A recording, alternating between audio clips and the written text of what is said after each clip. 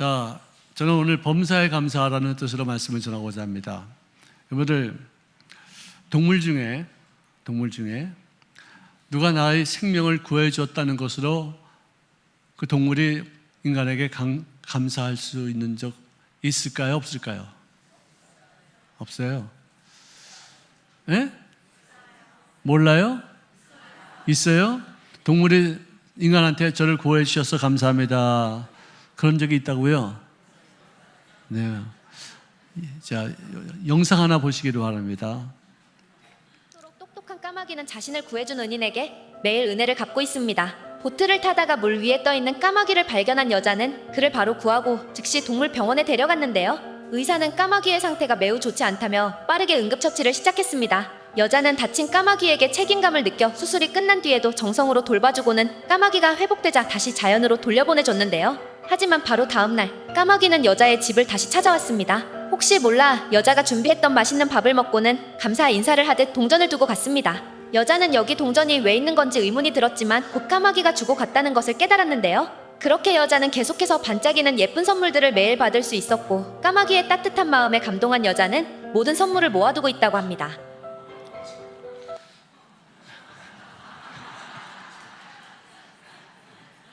자, 어떤 사슴이 화살을 맞아서 여기 관통이 됐어요. 불편하게 쩔쩔쩔 하는 것을 보고서 사람이 뛰어가서 그를 포획해서 활을 뽑아주고 치료해주고 정말 정성껏 잘 돌봐주었더니 그가 커가지고 이제 자연으로 나갔습니다.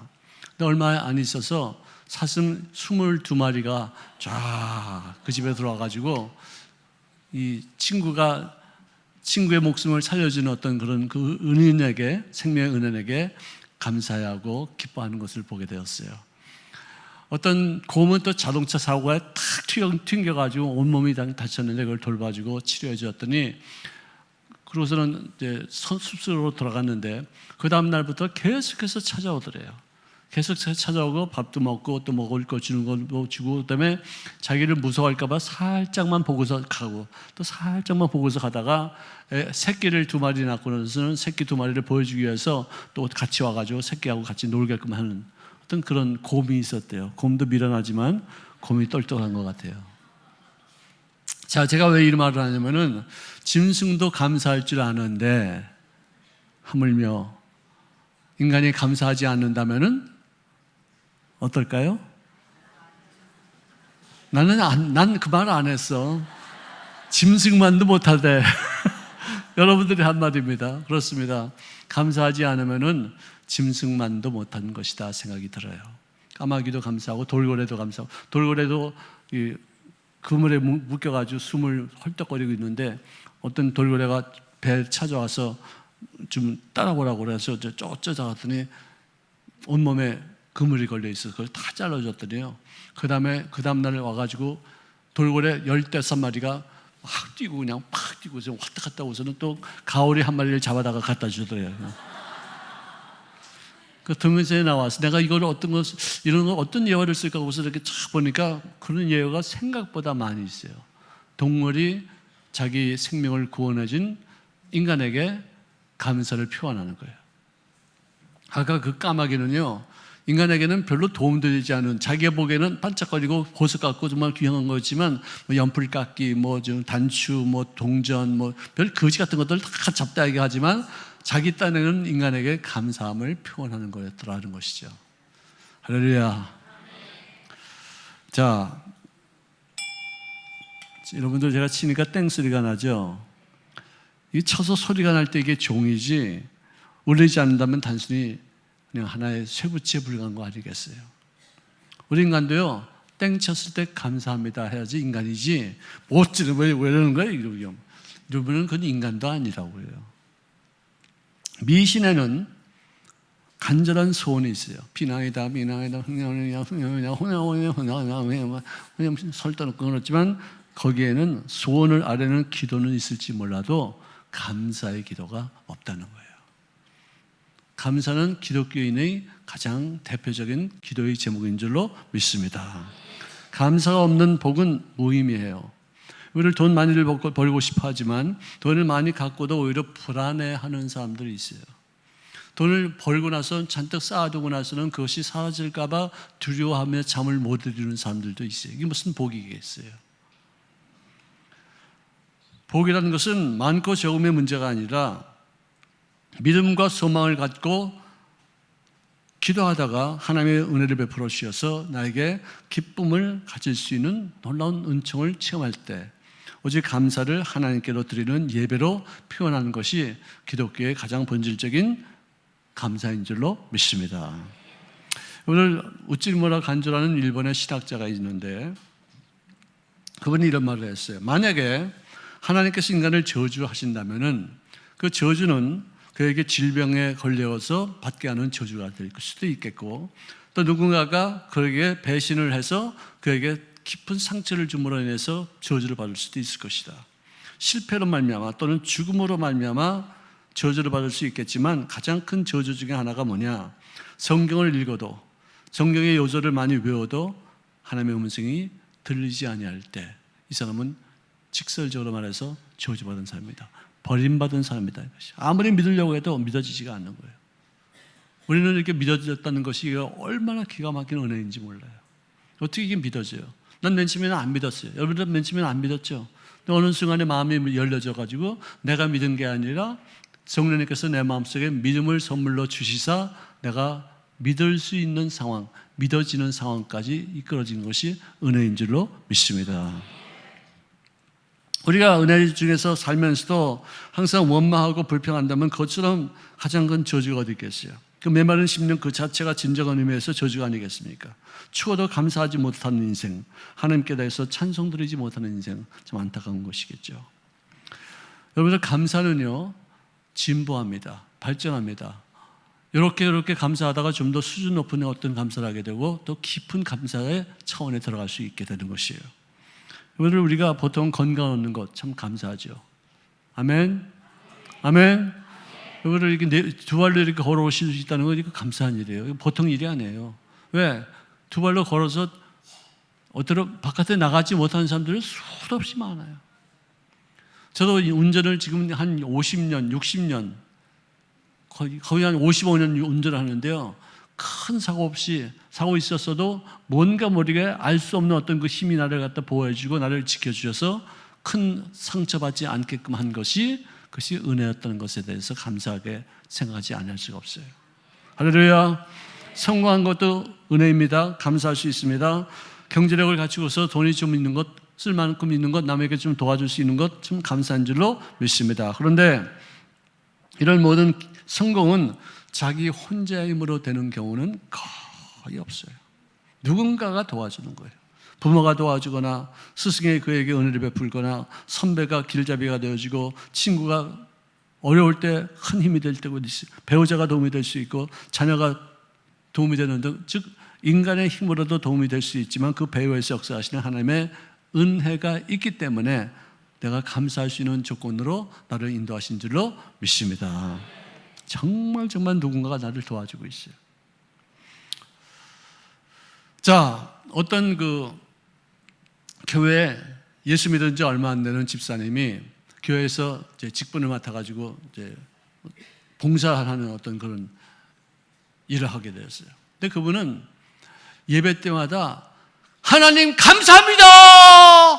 할렐루야! 이 소리가 너무 커가지고 목사님이 설교하다 말고 깜짝 놀라고 너무 커가지고 그냥 방해가 될 정도로 그랬는데 한 번은 그 교회 그 마을에서 유지 한 분이 도지사 정도가 되는 분이 아마 그 교회에 방문한 것 같아요. 근데 방문하는 건 참 좋은데 이 김 집사가 또 이렇게 큰 소리를 하면 내가 깜짝 놀라가지고 원고를 잊어버리고 또 설교를 죽쓰면 어떡하나 싶어가지고 그다음에는 그 도지사가 오는 그 시간에 그 김 집사를 빼가지고 내 방 청소를 좀 해주세요. 내 사무실을 좀 청소를 해주세요. 그래서 부탁을 했어요. 근데 도지사가 오셔가지고 이제 월권 준비한 거 해가지고 설교를 잘 하고 있는데 갑자기 목사님 방 안에서 할렐루야! 감사합니다! 할렐루야! 그래가지고 또 놀래가지고 그냥 그냥 버벅거리고 그래서 설교를 다 못해가지고 화가 나가지고 말이죠. 도지사 이제 가고 난 다음에 불러가지고 아니 집사님은 이렇게 내가 떠들지 말라고 하기 위해서 이렇게 거기다가 좀 일을 시켰더니 왜 거기서 이렇게 떠들어가지고 내가 설교를 못해가지고 이렇게 죽쓰게 만들었냐고 막 그런 야단치니까, 아니 목사님 내가 할렐루야로 안 하게 됐습니까? 이거 대매들더래. 내가 지금 내가 할렐루야 감사합니다 내가 말씀 안 하게 됐냐고요 내가요. 무슨 일인데? 그러니까 아니 목사님 그 방에 보니까 지도가 하나가 딱 있는데 그 필리핀 그 옆에 바다가 있는데 그 바다의 깊이가 11,000m가 되는데 내 죄를 하나님이 그 깊은 곳에서 빠뜨려 버렸다 그러니까 내가 할렐루야 감사합니다 그렇게 말하지 않을 수가 있겠습니까? 할렐루야. 하나님께서 우리들의 죄를 그 깊은 바다에 빠뜨려주시고 기억조차도 안 하실 줄로 믿습니다. 아멘. 그래서 감사한 거예요. 감사한. 우리가 받은 은혜가 너무 많은 거예요. 자, 우리가 받은 은혜가 많을수록에 그것으로 만족하지 하고 그것으로 끝나지 않냐고 우리들의 어떤 감사하는 조건이 많아질 수 있는 어떤 그 통로가 뭐가 있느냐. 내가 있는 것 중에서 얼마를 띄워서 불우한 이웃들, 나보다 부족한 사람들, 나도 연약하지만 나보다 더 부족한 사람들을 위해서 뭔가 쓰임받을 수 있다는 것에 대해서 감사하다. 할렐루야. 받은 것에도 감사하지만 줄 수 있는 것들도 감사한 거예요. 받은 후에 성숙한 사람들이 정말 받은 것이 얼마나 큰 것인가를 깨닫고서 하나님 앞에 감사하는 사람들의 특성 중에 하나가 뭐냐? 베푸는 것에 있다는 것이에요. 아멘. 근데 어떤 사람들이 조사를 했대요. 학자들이. 어떤 걸 조사했느냐? 평생 살면서 구걸하고 평생 살면서 남에게 얹혀먹고 항상 누구에게 도움을 받고서 산 사람과 밤낮 남을 나눠주고 도와주고 베풀어주는 사람들과의 차이. 수십 명을 갖다 수십 년 동안 종합해서 이렇게 보니까 밤낮 빌어먹고 남들에게 손 벌리고 남들에게 도움을 받고 있는 사람들의 평균 수명과 그 다음에 남들에게 베푼 사람들의 어떤 베풀고 남들에게 나눠주는 어떤 사람들의 평균 수명을 비교를 해보니까 최소한 5년의 차이가 나더래요. 감동도 하는. 그게 무슨 말이냐? 여러분들 목숨이 아깝거든요. 받기만 하지 말고 나눠줄지도 아시기를 바랍니다. 5년 더 살아요. 5년 최소한. 뭐 좋은 음식 먹고 뭐 장수하는 뭐 약이 있대나 그래서 그런 거 뭐 드지 마시고 베풀고 씀씀이가 있으면 더 나눠주고 나에게 좀 여유가 있으면 부족한 인생들을 위해서 이렇게 베풀고 이렇게 나눠주는 그런 모습으로 건강하고 기쁘게 그리고 오래오래 사시기를 주의 이름으로 축원합니다. 그래서 성경 말씀하기를 주는 것이 받는 것보다 복되도다. 주는 것이 받는 것보다 복되도다. 따라합시다. 주는 것이 받는 것보다 복되도다. 복이 있다. 아멘. 할렐루야. 여러분들 록펠러가요 미국에서 정말 굉장히 큰 부자 아닙니까? 젊은 시절에 돈을 엄청나게 벌고서 그걸 축적을 다 해놨는데 그가 52세가 되던 그때쯤에 잠을 못 자는 거예요. 여러분들 세상에서 가장 불행한 병 중에 하나가 불면증이라고 생각해요. 잠 정말 달콤하지 않습니까? 자고 나면 개운하지 않습니까? 왜? 잠을 잘 때 이 뇌파가 나의 몸을 치료하기 때문에 피곤하다가도 말고 잠자기만 하면 쉬어서뿐만 아니라 이 뇌파가 나를 치료해서 모든 피곤함이 사라지고 상쾌함을 갖게 하시고 건강체가 되어서 또다시 피곤함이 누적될 때까지 견딜 수 있게 하더라는 것이에요. 아멘. 거기다가 위궤양이 생겨서 밤낮 속이 쓰리고 뭐 먹을 것으로 제대로 먹지 못하는 거예요. 머리털이 더 잠깐만 빠지는 거예요. 근데 그 원인을 알 수가 없어요. 계속 쇠약해지는 거예요. 의사가 나중에는 당신은 2년 후면은 생명이 끊어질 것입니다. 예언을 했어요. 의사의 진단이었었어요. 너무나도 기가 막힌 거예요. 이 많은 돈을 내가 갖고서 그래 내가 이제 2년밖에 못 사는 거야? 어떻게 된 거야 이게? 고민하다가 그래 내가 2년 있으면 죽을 거니까 내가 가지고 있는 이 재산을 좀 더 불우한 이웃들을 위해서 좀 써야 되겠다. 사회 헌원해야 되겠다. 가난한 사람들에게 좀 구제를 해야 되겠다. 사회복지를 위해서 내가 써야 되겠다. 그래서 계속 나눠주는 거예요. 계속 진짜 그야말로 삶의 전환점이 된 거예요. 항상 자기를 위해서 돈 쓰다가 남을 위해서 쓰는 어떤 것을 보니까 너무 기쁘더라는 거예요.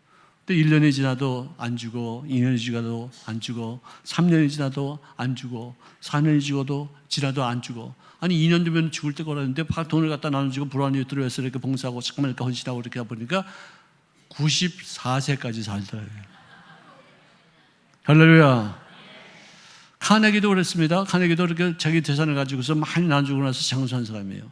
그러니까 나눠주는 사람들이 장수하는 것은 그냥 하나의 어떤 우연치 않은 사건이 있는 것이 이렇게 지금 과학적으로 이렇게 보여주고 있는 거 아니겠습니까? 그래서는 그가 치료를 받고서 장수한 이후에 그의 후손들이 그의 업적을 계승해서 지금도 수천만 달러씩 많은 사람들에게 나눠주는 어떤 그 혜택을 베풀고 있다. 장학생을 뽑아서 학비를 해준다거나, 병든 사람들 돈이 없으면 그것으로 보험금을 해준다거나, 뭐 치료비를 준다거나, 끊임없이 지금도 미국의 어떤 사회에 어떤 근원을 밝히는 데 쓰임받고 있다는 것입니다.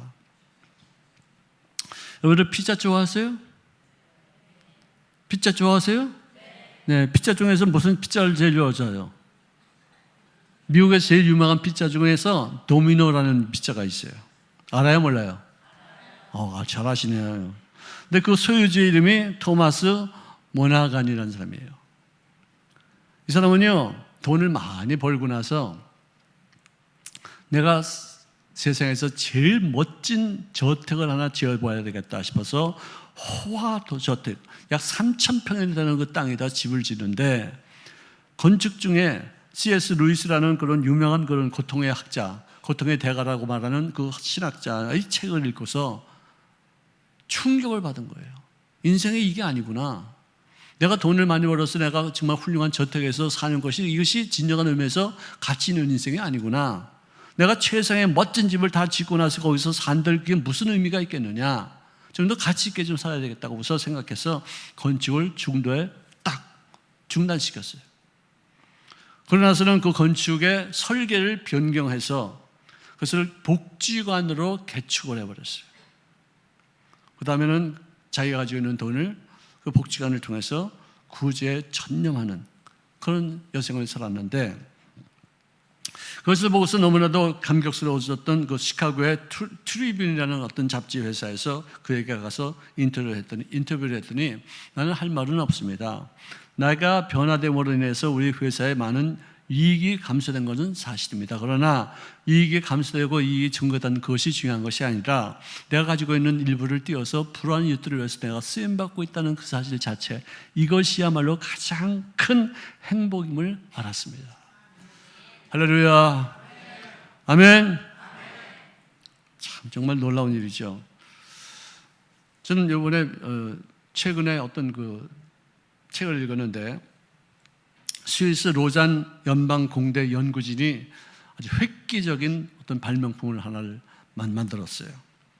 뭐냐면은 여러분들 이 자동차 사고나 어떤 낙상사고로 인해서 목에 신경이 끊어지면은요, 아니면 이 허리에 신경이 끊어지면은 어떻게 돼요? 네? 하반신 마비예요.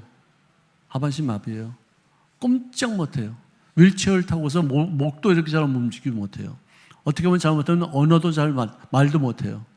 그냥 누가 주는 것만 먹다 뿐이지 자기가 할 수 있는 것이 아무것도 없어요. 그런데 그러니까 여기 이 줄이 끊어진 거예요. 신경줄이 끊어진 거예요. 근데 그 신경줄이 끊어졌지만 머리에서 내가 걷고 싶다는 욕망이 있을 거 아니에요. 네? 또 내가 손이 없지만 저 더운데 누가 좀 선풍기를 좀 켜줬으면 좋겠다는 생각은 할 수 있을 거 아니에요. 저 문도 좀 닫아줬으면 좋겠다. 불도 좀 꺼졌다 켜졌다 그거 어떻게 해주면 내 마음대로 할 수 없을까? 그런 소망이 생겨서 의사들이 그의 뇌파를 측정해서 그 뇌파를 잡을 수 있는 기계를 만들어가지고 그가 선풍기 좀 켰으면 좋겠다 생각하면은 그 뇌파를 이 수신기가 잡아가지고 스위치를 컴퓨터로 연결해서 스위치가 딱 켜져가지고 우서 선풍기 돌아가게 만드는 거예요. 그런 거는 옛날에 있었어요. 불 꼈다 켰다 하는 거 다 있었어요. 근데 이분은 자전거 사고를 냈는데 그래서 여기가 끊어졌어요. 근데 머리에서 다리를 움직이는 기능을 제어하는 어떤 뇌 한 부분이 있어요. 그 영역에다가 무선으로, 그러니까 이제 뇌파를 측정해서 그것을 무선으로 송출하는 그러니까 송신기를 여기다가 장착했어요. 뇌 속에다가. 그래서 내가 이렇게 걷고 싶다. 걸어야지 이렇게 생각을 하면은 그 뇌파가 여기 허리에다가 허리 그 척추신경에다가 연결되어지는 수신장치에 그 뇌파가 감지가 되어져서 다리를 걸을 수 있게 하던 그 놀라운 것을 발견하게 됐어요. 걷지 않습니다. 이분은 자전거 사고로 여기 목에 중추신경이 끊어져 가지고 12년 동안 걷지 못하다가 이 기계를 장착하고서 지금 들고서 이제 걷기 시작하는 거예요. 이건 초보 단계예요.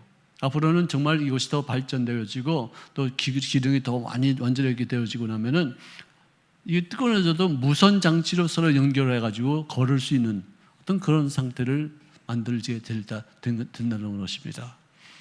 인간의 어떤 그런 과학이 의술이 얼마나 발전하는지 이 사람은 걸으면서 한없이 감사하고 감사한 거예요.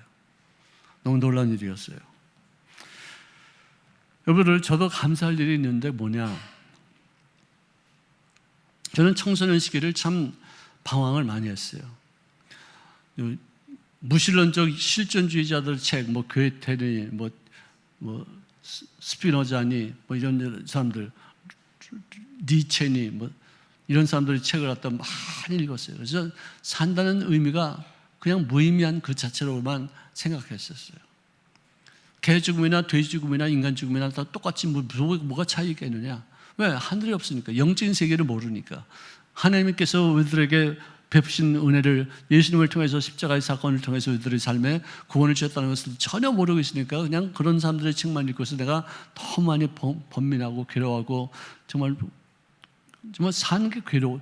나는 바쁘게 정말 취미생활도 많이 하고 정말 즐겁게는 많이 살지만 그럴 때마다 즐거웠던 그 다음에 오는 허망감, 허탈감, 어떤 공허감 굉장히 컸었어요. 근데 제가 만나고 있던 한 여성이 있었는데 그날에 1977년도 12월 31일 날 내가 옛날에 얘기했던 것 같은데 또 들으세요. 이게 안 들으신 분이 딱 한 분 계셔가지고 내가 얘기하는 거예요. 막년이니까 내가 가서 이제 식사 한번 같이 하자고 해서 몇 달 만에 불렀어요. 근데 딱 앉자마자 그때는 다방이 있었어요. 다방에 딱 앉으니까 첫 마디 그거예요. 나 이제부터 예수 믿기로 했어요. 그래요. 그래서 내가 그 얘기를 딱 듣는 순간에 무슨 말을 한 줄 아세요? 야, 너 그러면 술 끊겠구나. 내가 술을 되게 좋아했어요, 이 사람이요. 술집에서 만났거든요, 내가 이 사람을. 아니, 내가 술을 먹는데 한 그룹에서 여자들이 술 먹는데 그때는 여자들이 술 먹는 걸 보고서 내가 깜짝 놀랐어요. 어떤 지들끼리 와가지고 이렇게 술을 처먹고들 있냐? 내가 속으로 이상한 놈들이다. 어떤 놈들인가 보고 싶어서 호기심이 나가지고 알았는데 그래서 가끔가다 만나면은 뭐 맥주도 한잔하고 그랬는데 첫 마디가 저 술 끊겠구나 내가 그랬어요. 내가 술 마시는 것이 호기심이 있었지만 내 속사람으로는 이 사람이 술 먹는 게 별로 안 좋겠다는 생각이 들었던 것 같아요. 그래서 나보고 어딜 가는 보니까 유한순 회관이었었어요. 서대문 쪽에 있는 거예요. 근데 거기서 무슨 부흥회를 한다는데 난 그때 조영경 씨는 처음 봤고 이게 부흥회인지도 처음 알았어요. 기독교 어떤 단체 모임도 처음 갔어요. 근데 거기서 설교를 하는데 조 목사님이 하신 말씀이 너희 중에 죄 없는 자가 먼저 돌 들어 쳐라! 이 말을 하는 거예요. 근데 그 말이 그냥 나에게 비수같이 꽂히는 거예요. 너무 고통스러워서 충격이 있었어요. 왜? 나는 밤낮 비판적이고 부정적이고 남의 잘못된 것이 있으면 전부 다 그냥 후협하고 비난하고 욕하고 저주하고 막 그랬었어요. 텔레비를 우리 아버지가 같이 못 봐요. 왜? 넌 텔레비를 보면 그냥 가만히 보기나 하지 뭐 연기력이 어떻다, 너 생긴 게 어떻다, 어쩌다. 밤낮 그러니까 너 텔레비 보면 재미가 코딱지도 없다고 그죠. 우리 아버지가 막 그러죠. 네 방에 가지. 그래서 요만한 텔레비를 따로 사줬어 나한테. 혼자 보라. 그렇게 비판적이었고 밤낮 돌 던지는데 바빴던 사람이고 나만 정직하고 나만 똑바르고 나만 아주 도덕적이고 윤리적인 사람인 줄 알았어요. 우리 집이 좀 엄했기 때문에 지금 그랬던 것 같아요. 그래서 친구들한테 내가 돈 던지고 손가락질을 많이 하고 그랬는데 그 말씀을 내가 듣는 순간에 내가 저 돌을 들어서 치면은 그 돌이 나한테 맞겠구나 하는 생각이 들었었어요. 그래서 하신 말씀이 큰 돌이나 작은 돌이나 물에 던지면 하나는 붕덩 하고 가라앉고 하나는 퐁 하고서 가라앉는데 둘 다 가라앉아 바닥에 내려가는 것은 똑같다 이거예요. 큰 죄나 작은 죄나 다 지옥 간다 이거예요. 그래서 예수님께서 행하신 일들을 말씀하시는데 그때 내가 너무 충격받았어요. 통성 기도가 뭔지도 몰랐어요. 막 하는데 나도 그냥 너무나도 그냥 충격받아가지고 손을 막 이러고 있는데 보니까 이 친구도 손을 갖다 막 이러고 있어요. 그래. 막 이러고. 나는 눈물이 나오는 것도 억지로 참고 있는 데 보니까 손을 막 이러고 있어서 추워서 그런가 보다 싶어가지고 내가 손을 갖다 이렇게 만져줬어요. 왜? 내 손이 따뜻하잖아. 여러분들 알아요? 몰라요? 내 손 따뜻해요. 옛날에도 따뜻했어요. 그래서 내가 이렇게 잡아주면 좀 따뜻하겠다 싶어서 딱 잡아주니까 얘 가만히 있으면 되게 이렇게 해가지고 그냥 팍 뽑는 거야 그냥. 근데 내가 얼마나 창피해. 어쩌다가 내가 여자 손을 잡았는데 그걸 갖다 가만히 있으면 좋을 텐데 팍 빼놓으니까 내가 화딱지나고 창피하기도 하고 그냥 당황스러워서 내가 확 끊었는데 확 끈 정도가 아니라 확 끊었다. 그때 성령의 불이 임한 줄 난 몰랐어요. 난 창피해서 난 뜨거운 줄 알았어요. 눈물이 확 쏟아지는 거예요.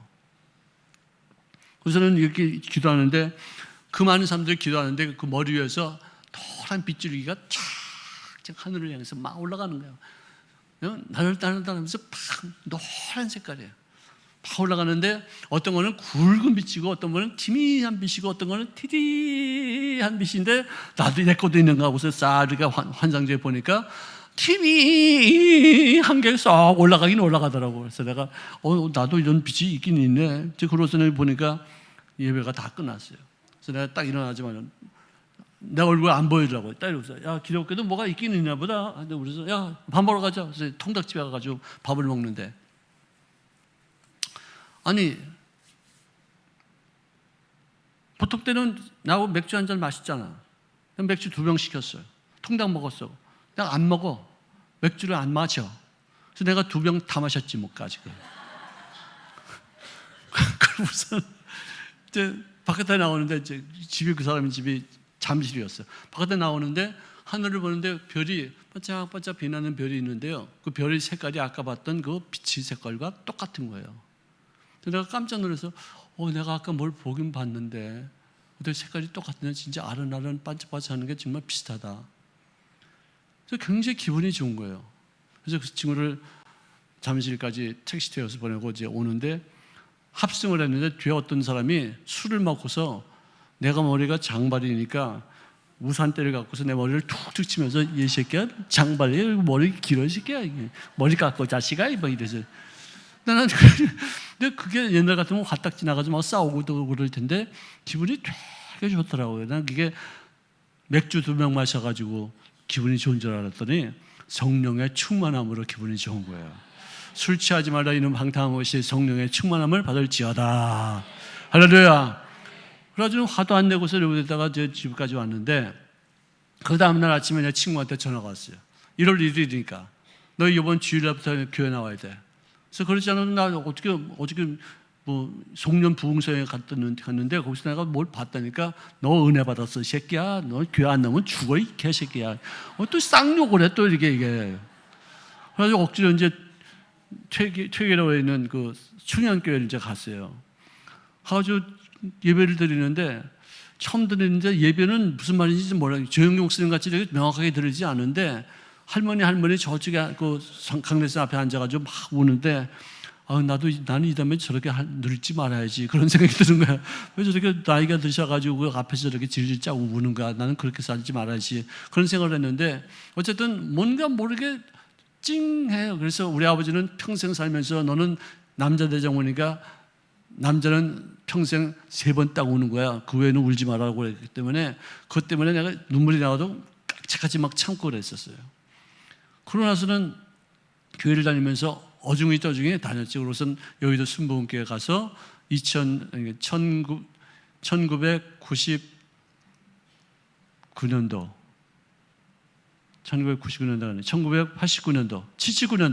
79년도에 내가 여의도 가가지고 첫 주일부터 예배드리고 그다음에 2월 달에 대학부 수련회에서 성령 세례 받고 나서는 확 뒤집어졌죠. 정말 뒤집어졌죠. 하나님의 은혜인 줄로 믿습니다. 그때 꿈꾸는 법을 내가 배웠어요. 그때 조영기 목사님의 설교를 통해서 내가 제일 먼저 배운 것이 뭐냐? 눈에 보이는 대로 살지 말고 꿈을 통해서 그 꿈을 보는 대로 살면 너희 미래가 아름답게 결정된다는 사실을 알았었어요. 지금도 나이가 이제는 많이 됐잖아요. 근데도 꿈꾸는 청년과 같이 살 수 있고 아름다운 미래를 지금도 그림을 그리시다는 것이 얼마나 감사한지 모르겠어요. 오늘 나이가 드셔도 그는 나의 숫자에 불과합니다. 꿈을 꾸시기를 주의 이름으로 축원합니다. 보다 더 나은 미래를 만들어가서 그것이 나에게만 끄는 역할을 감당하는 것이 아니라 우리 후손들에게도 계승되어지는 귀한 영광이 나타나는 복된 신앙생활 하시기를 주의 이름으로 축원합니다. 그리고 또 고마운 것은 뭐냐면 저는요 말을 못했어요. 어눌했어요. 말하기가 싫었어요. 말하면 더듬거려요. 말하기가 재미가 없어요. 뭐 과원들끼리 모여가지고 학생들끼리 모여가지고 무슨 파티를 해도 자기를 소개하면 또 일어나서 저는 전작가 김용준입니다. 앉았어요. 그러고 아무 얘기하고도 싶지도 않고 표현도 하고 싶지도 않고 그러던 사람이 내가 그러고서 남성 구역의 구역장으로 나를 만들어 놓더라고요. 그래서 남성 구역에 처음 예배 들어갈 때 내가 나름대로 설교를 했죠. 그 설교를 조영기 목사님이 한 걸 그대로 그냥 적어다가지고 했는데 내가 무슨 말하면 재미가 없어서 너는 하지 말래. 그런 사람이 내가 처음으로 설교를 하니까 아무도 내 설교에 귀를 기르는 사람이 없어. 딴청하고 딴 거 보고 이거 딴짓하고 전부 다 흩어져가지고 그냥 딴. 그래서 나는 말 못하는 놈이구나. 나는 말하면 저렇게 딴짓하고 내가 무슨 말하면 재미없다고 그러고 넌 말하지 말고 듣기만 하라고 밤낮 그러던 사람이 이제는 설교할 수 있는데 설교할 때 보니까 여러분들이 전부 다 내 말을 잘 듣고 계시더라 이거야. 할렐루야. 이게 얼마나 감사한지 모르겠어요. 이제는 말도 못하고 어눌했던 사람이 하나님의 말씀을 전하는 목사가 되었으니 이게 감사 중에 감사 아니고 무엇이겠습니까? 아이고, 감사할 수 있어서 감사합니다. 할렐루야. 하나님 감사합니다. 아멘. 이거를 성경 말씀합니다. 항상 기뻐하라. 쉬지 말고 기도하라. 범사에 감사하라. 이는 그리스도 예수 안에서 너희를 향하신 하나님 아버지의 뜻이니라. 근데 마귀는 뭐라는지 아세요? 항상 슬퍼하라. 쉬지 말고 염려하라. 범사에 불평하라. 이것은 더럽고 추한 마귀 안에서 너희를 향한 사단의 뜻이니라. 사탄의 뜻이야 이거는. 저는요 내 마음을 지키는 것을 많이 배웠어요. 염려 근심이 찾아오면은 내 마음에 들어오지 않게 팍 물리쳐요. 부정적인 생각, 걱정거리, 두려움, 불안이 찾아오면 들어오지 못하게 팍 밀쳐버려요. 왜? 그 가만히 있어 그래 어떡하지 이거 어떻게 걱정이 되네 이거 이러기 시작하면 이게 들어와서 나를 잠식해서 안 떠나가. 여기서 나를 계속해서 눌리게 만들고 계속해서 삶의 희망을 잃어버리게 하고 슬픈 인생 왜 이렇게 인생이 이렇게 어렵지 왜 이렇게 캄캄하지 왜 산다는 게 왜 이러지 하는 별 쓸데없는 생각이 들어오는 거예요. 그런 것이 내 마음속에 잠식하기 전에 그놈을 물리치고 그걸 처단하고 그걸 용납하지 못하고 예수 이름으로 물리칠 때마다 우리들의 삶의 건강한 모습을 갖춘 바 되어서 좋은 생각으로 좋은 열매를 맺고 좋은 운명을 만들어가게 될 줄로 믿습니다. 아멘. 아멘. 자, 오늘 본문 말씀에 보니까 감사로 제사를 드리는 자가 나를 영화롭게 하나니 그 행위를 옳게 하는 자에게 내가 하나님의 구원을 보이리라. 이 말씀을 액면 그대로 실천한 사람이 누구냐? 요나예요. 요나가 물고기 뱃속에서 하나님의 어떤 심판을 받는다고 생각하는 그런 상황이었었어요. 왜? 불순종하고서 욥보하러 가다가 그 배가 풍랑을 만나서 이 풍랑의 원인이 누구냐 봤더니 요나가 뽑혔거든. 그래서 그가 결국은 던짐받아서 물고기 뱃속에 들어갔는데 꼬르륵 하면서 물고기 뱃속에서 물고기가 또 탁 먹으니까 이제는 정말 죽었구나. 나 죽음으로 니느웨 사람들은 전부 다 지옥 가겠지. 내가 말씀을 전하지 않고 불순종하는 것이 나는 내가 스스로 죽은 것이 아니고 사람들에 의해서 바다에다 던져졌으니까 나는 자살은 아니야. 그래서 자기는 천국 갈 거라고 생각했던 거예요. 그런데 하루가 지나도 안 죽어요. 이틀이 지나도 안 죽어요. 사흘이 지나도 안 죽어요. 죽어도 안 죽어요. 그러니까 죽는 게 더 낫겠다 싶었는데 안 죽으니까 그 고통 속에서 하나님 앞에 살려달라고 기도하는 거예요. 기도하고 구하는 것은 뭐예요? 받은 줄로 믿으면. 요나는 지금 살려달라고 기도했어요? 안 했어요? 기도했죠? 그럼 이 사람은 지금 어디 있어요? 물고기 뱃속에 있죠? 그러면 그게 기도가 응답이 된 거야? 아닌 거예요? 안 된 거지. 물고기 뱃속에 있으니까. 몸은 물고기 뱃속에 있을지 몰라도 거기에 창념하지 않고 나는 이미 기도 응답 받았으면 나는 몸 바깥에 물고기 뱃속 바깥에 나와 있다라고 상상했어요. 이게 진짜야. 현실은 그게 아니야. 현실은 내가 비록 물고기 뱃속에 들어가 있다 할지라도 나는 그 현실을 가짜로 생각하고서 나는 배격해. 나는 그걸 받아들이지 않아. 인정하지 않아. 나는 구원받았어. 나는 바깥에 나와 있어. 그러는 사이에 3일 동안에 하나님은 물고기를 니느웨 지방으로 점점 가까이 가게 하는 거예요. 왜? 아셨기 때문에. 이는 분명히 죽지 않겠다고 살려달라고 그럴 거야. 아마 분명히. 우리가 지금 현재 물고기 뱃속 같이 어렵고 힘들고 고통스럽고 암담하고 어떤 소망이 안 보이는 그런 깜깜한 속에 있다 할지라도 지금 하나님은 우리들의 인생을 뭔가를 이룰 수 있는 어떤 곳을 향해서 지금도 계속해서 움직여 주시는 줄로 믿으시기를 바랍니다. 문제는 뭐냐? 나는 바깥에 나와 있다고 생각하는 것이에요. 자, 그래서 헛된 것, 눈에 보이는 것, 내가 지금 처해 있는 어떤 물고기 뱃속은 이것은 거짓이야. 이것은 진짜가 아니야.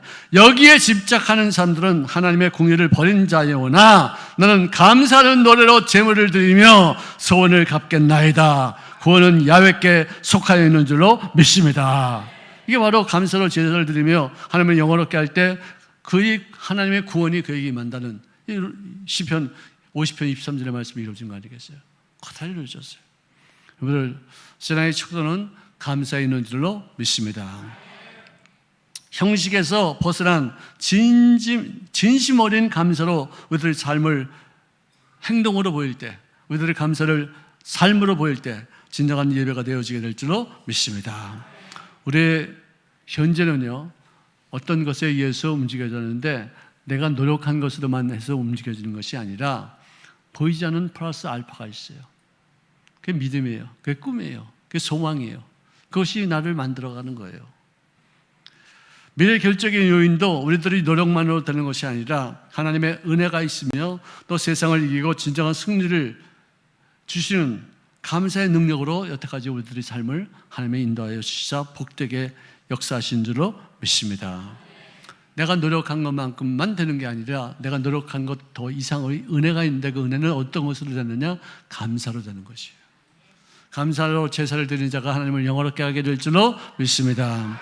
영적 전쟁에서 이기하는 것은 감사예요. 마귀가 나에게 원망을 갖다 줘요. 불평을 갖다 줘요. 그래도 내가 감사하겠다는데 마귀가 뭐라고 그럴 거예요? 마귀는 그 앞에 꼼짝 못해요.